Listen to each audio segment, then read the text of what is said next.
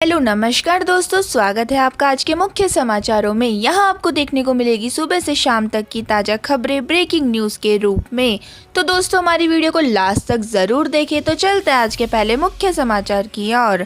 राजीव गांधी हत्या मामले में बड़ा फैसला, एससी ने दोषी एजी परारीवलन की रिहाई का दिया आदेश। तो दोस्तों साल 1991 में हुई पूर्व प्रधानमंत्री राजीव गांधी की हत्या के मामले में सुप्रीम कोर्ट ने बड़ा आदेश दिया है। कोर्ट ने उम्र कैद की सजा के तहत 30 साल से ज्यादा समय से जेल में बंद एजी परारीवलन को रिहा करने का आदेश सुनाया है। तो दोस्तों न्यायमूर्ति एल नागेश्वर राय की अध्यक्षता वाली एक पीठ ने अनुच्छेद 142 के तहत अपने विशेषाधिकार का इस्तेमाल करते हुए परारीवलन को रिहा करने का आदेश दिया। पीठ ने कहा, राज्य मंत्रिमंडल ने प्रासंगिक विचार विमर्श के आधार पर अपना फैसला किया था। अनुच्छेद 142 का इस्तेमाल करते हुए दोषी को रिहा किया जाना उचित होगा। तो दोस्तों आपको बता दें कि एजी परारीवलन उन 7 दोषियों में से एक है जिन्हें राजीव गांधी हत्या मामले में उम्र कैद की सजा मिली थी।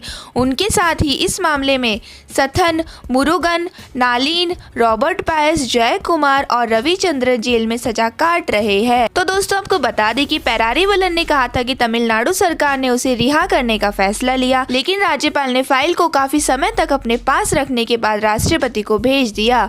यह संविधान के विरुद्ध है। इसी के साथ दोस्तों चलते हैं आज के अगले मुख्य समाचार की ओर। गुजरात चुनाव से पहले हार्दिक पटेल ने कांग्रेस से दिया इस्तीफा, बताई पार्टी छोड़ने की ये वजह। तो दोस्तों गुजरात में इस साल अंत में होने वाले विधानसभा चुनाव से पहले ही पाटीदार नेता हार्दिक पटेल ने कांग्रेस से इस्तीफा दे दिया है। हार्दिक ने कांग्रेस की अंतरिम अध्यक्ष सोनिया गांधी को पत्र लिखकर पार्टी की प्राथमिक सदस्यता से इस्तीफा दे दिया है। तो दोस्तों हार्दिक पटेल ने ट्वीट करके कहा कि आज मैं हिम्मत करके कांग्रेस पार्टी के पद और पार्टी की प्राथमिक सदस्यता से इस्तीफा दे रहा हूं। उन्होंने कहा, मुझे विश्वास है कि मेरे इस निर्णय का स्वागत मेरा हर साथी और गुजरात की जनता करेगी। मैं मानता हूं कि मेरे इस कदम के बाद मैं भविष्य में गुजरात के लिए सच से सकारात्मक रूप से कार्य कर पाऊंगा। तो दोस्तों सोनिया गांधी को लिखे इस पत्र में हार्दिक पटेल ने कहा कि अनेक प्रयासों के बाद भी कांग्रेस पार्टी द्वारा देश हित एवं समाज हित के लिए बिल्कुल विपरीत कार्य करने के कारणों की कुछ बातें आपके ध्यान में लाना बहुत ही आवश्यक हो गया है। तो दोस्तों उन्होंने आगे लिखा, यह 21वीं सदी है और भारत विश्व का सबसे युवा देश है। देश के युवा एक सक्षम और मजबूत नेतृत्व चाहते हैं। पिछले लगभग 3 सालों में मैंने यह पाया है कि कांग्रेस पार्टी सिर्फ विरोध की राजनीति तक सीमित रह गई है, जबकि देश के लोगों को विरोध नहीं, एक ऐसा विकल्प चाहिए जो उनके भविष्य के बारे में सोचता हो और देश को आगे ले जाने की क्षमता रखता हो। इसी के साथ दोस्तों चलते हैं आज के अगले मुख्य समाचार की ओर। बुर्का पहनकर आए आतंकवादियों ने वाइन शॉप में फेंका बम, 1 की मौत और 3 घायल।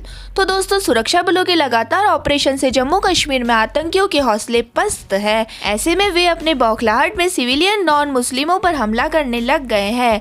आतंकियों ने मंगलवार को भी एक ऐसा अटैक किया। उन्होंने बारामूला में एक वाइन शॉप पर हैंड ग्रेनेड से हमला कर दिया, जिससे 4 कर्मचारी बुरी तरह घायल हो गए हैं। इलाज के दौरान बाद में एक कर्मी ने दम तोड़ दिया है। तो दोस्तों पुलिस के मुताबिक दीवान बाग बारामूला में शराब की एक नई दुकान खुली है। मंगलवार रात करीब 8 बजे इस दुकान के बाहर बाइक सवार 2 आतंकी आकर रुके। बुर्का पहने एक आतंकी शराब की दुकान पर पहुंचा और खिड़की के अंदर हाथ डालकर हैंड ग्रेनेड गिरा दिया। इसके बाद दोनों आतंकी बाइक पर बैठकर मौके से फरार हो गए हैं। तो दोस्तों इस घटना में दुकान में मौजूद 4 कर्मचारी हैंड ग्रेनेड के छर्रे लगने से बुरी तरह से घायल हो गए हैं। सभी घायलों को इलाज के लिए तुरंत नजदीकी अस्पताल में ले जाया गया है। इसी के साथ दोस्तों चलते हैं आज के अगले मुख्य समाचार की ओर। पी चिदंबरम के बेटे कार्ति पर एसबीआई ने कसा शिकंजा, करीबी सहयोगी को किया गिरफ्तार। तो दोस्तों सीबीआई ने कल देर रात तक पूछताछ के बाद वीजा भ्रष्टाचार मामले में कांग्रेस नेता कार्ति पी चिदंबरम के करीबी सहयोगी एस भास्कर रमन को गिरफ्तार कर लिया है। तो दोस्तों आपको बता दें कि इससे पहले सीबीआई ने एक चीनी कंपनी को सीमा से ज्यादा वीजा जारी करने के लिए रिश्वत लेने के आरोप में कार्ति चिदंबरम सहित 5 लोगों के खिलाफ गिरफ्तार का मामला दर्ज किया था। इस सिलसिले में छापेमारी और तलाशी जारी है। तो दोस्तों मंगलवार को 10 जगहों पर तलाशी की गई। सीबीआई ने देश के पूर्व वित्त मंत्री पी चिदंबरम के बेटे और कांग्रेस सांसद कार्ति चिदंबरम सहित 5 आरोपियों के कई ठिकानों पर मंगलवार को छापेमारी की थी। तो दोस्तों इन पर आरोप है कि एक परियोजना के लिए चीनी कंपनियों को वीजा दिलाने के लिए 50 लाख रुपए की घूस ली गई है। मामले में जांच जारी है और मंगलवार को चेन्नई, मुंबई, कोप्पल, झारसुगुड़ा, मानसा एवं दिल्ली आदि सहित लगभग 10 स्थानों पर तलाशी की जा रही है। इसी के साथ दोस्तों चलते हैं आज के अगले मुख्य समाचार की ओर। ज्ञान व्यापी मस्जिद केस, ओवैसी पर भड़के जिलानी, कहा लोगों को भड़काकर विक्टिम कार्ड खेल रहे AIMIF चीफ।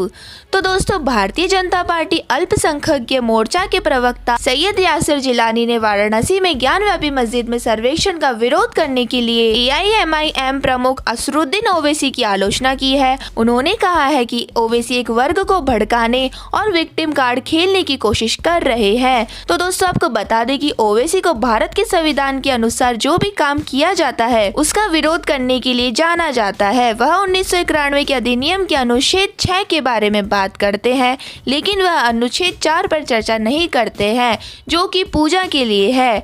ओवैसी का एकमात्र काम किसी भी अच्छे काम में हर तरह से बाधा डालना है। ज्ञानव्यापी मस्जिद परिसर में मिले शिवलिंग के दावों के बारे में पूछे जाने पर जिलानी ने कहा, भारत के लोग अदालत पर भरोसा करते हैं। मेरा मानना है कि अदालत द्वारा सर्वेक्षण रिपोर्ट पर उचित विचार किया जाएगा। जो भी दूसरी तरफ है उसके पास भी सुप्रीम कोर्ट जाने का अधिकार है। हमारे संविधान में सभी को समान शक्ति दी गई है। इसी के साथ दोस्तों चलते आज के अगले मुख्य समाचार की ओर। चंडीगढ़ मोहाली सीमा के पास धरने पर बैठे किसान, CM भगवंत मान बोले खोखले नारे, नहीं तोड़ सकते संकल्प।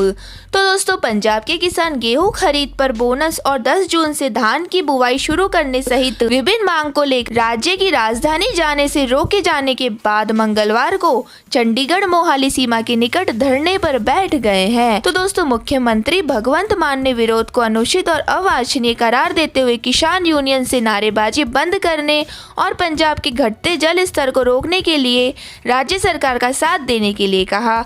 मान ने कहा कि किसानों के लिए बातचीत के दरवाजे खुले हैं, लेकिन खोखरे नारे घटते जल स्तर पर लगाम लगाने के संकल्प को नहीं तोड़ सकते।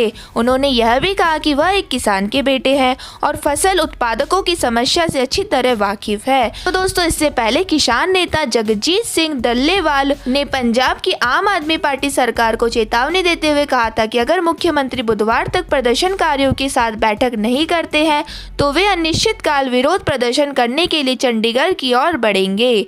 इसी के साथ दोस्तों चलता है आज के अगले मुख्य समाचार की ओर। IPL 2022 में जमकर कहर मचा रहा है यह भारतीय बल्लेबाज, टीम इंडिया को जिता सकता है T20 वर्ल्ड कप। तो दोस्तों भारत का एक धाकड़ बल्लेबाज इन दिनों IPL 2022 में जमकर कहर मचा रहा है। इस बल्लेबाज की घातक फॉर्म को देखते हुए लगता है कि ये बल्लेबाज इस साल भारत को T20 वर्ल्ड कप का खिताब भी जिता सकता है। तो दोस्तों आपको बता दें कि 2022 की T20 वर्ल्ड कप में अब केवल 4 महीने का ही समय बचा है। T20 वर्ल्ड कप का आयोजन इस साल ऑस्ट्रेलिया में अक्टूबर-नवंबर महीने के बीच होने जा रहा है। तो दोस्तों आपको बता दें कि दिनेश कार्तिक भारत को इस साल T20 वर्ल्ड कप जैसा बड़ा टूर्नामेंट जिता सकते हैं। दिनेश कार्तिक IPL 2022 में बल्ले से तूफान मचा रहे हैं और जल्दी उनकी टीम इंडिया में एंट्री हो सकती है। अगर ऐसा हुआ तो 2019 वर्ल्ड कप के बाद दिनेश कार्तिक की टीम इंडिया में वापसी होगी।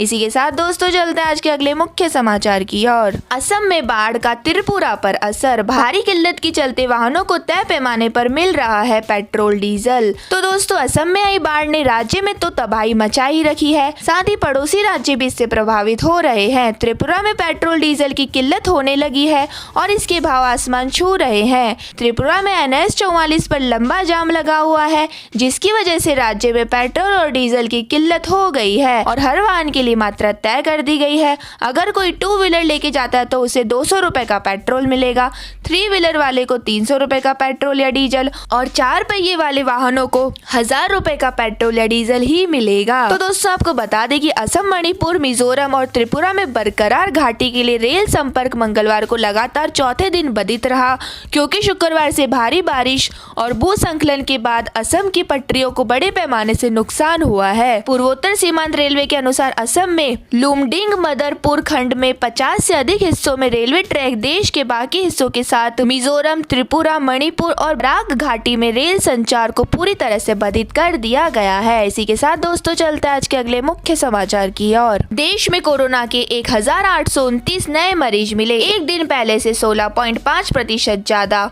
33 मौतें दर्ज। तो दोस्तों आपको बता दें कि देश में पिछले 24 घंटे के अंदर कोरोना के मामले 1829 नए मामले सामने आए हैं और 33 लोगों की मौत दर्ज की गई है।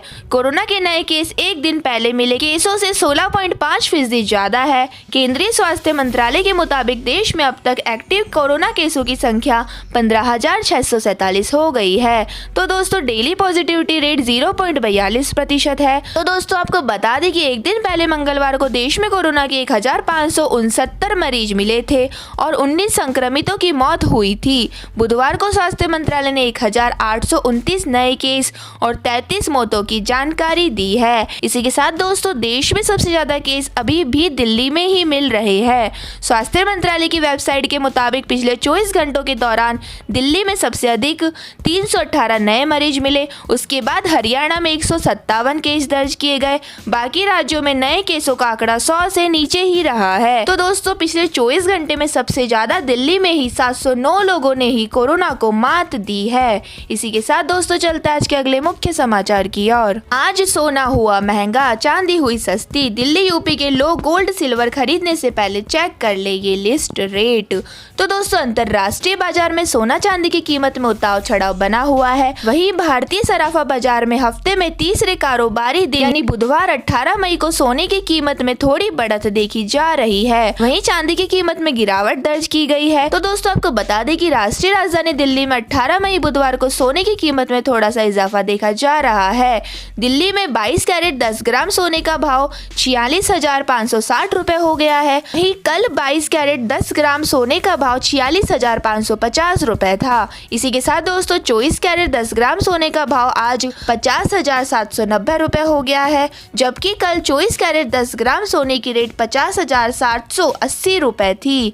तो दोस्तों चांदी की बात करें तो दिल्ली में आज चांदी के दाम में थोड़ी सी कमी आई है। आज 1 किलोग्राम चांदी की कीमत 61,200 रुपए प्रति किलोग्राम हो गई है। इसी के साथ दोस्तों यूपी के सराफा बाजार में भी सोने की कीमत में आज मामूली सी तेजी देखी गई है। तो दोस्तों 1 ग्राम सोने का भाव 4,671 रुपए है और 8 ग्राम सोने का भाव 37,368 रुपए हो गया है। इसी के साथ दोस्तों 10 ग्राम सोने का भाव 46,710 रुपए हो गया है। तो दोस्तों यह थे आज के मुख्य समाचार। हमारी वीडियो को ज्यादा से ज्यादा लाइक करें, शेयर करें और चैनल को सब्सक्राइब जरूर कीजिए। धन्यवाद।